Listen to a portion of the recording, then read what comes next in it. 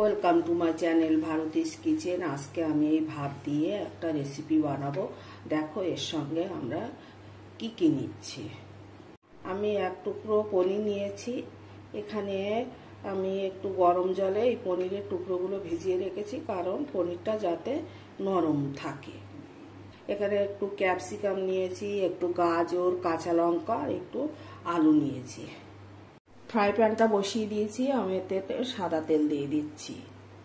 এর মধ্যে আমি হাফ চামচ মতো জিরে দিয়ে দিচ্ছি। পনিরের টুকরোগুলো দিয়ে দিলাম, ক্যাপসিকামটা দিয়ে দিচ্ছি, গাজরটা দিয়ে দিলাম, আলুটা দিয়ে দিচ্ছি, কাঁচা লঙ্কাটা দিয়ে দিলাম, লবণটা দিয়ে দিচ্ছি। এবার এগুলোকে আমি ভালো করে ভেজে নেব।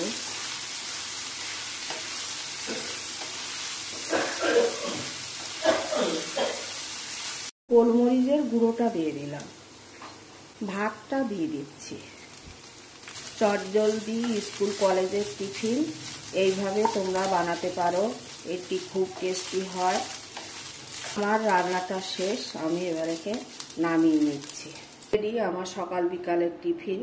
দেখো কত সুন্দর হয়েছে, খেতেও খুব টেস্টি হয়েছে।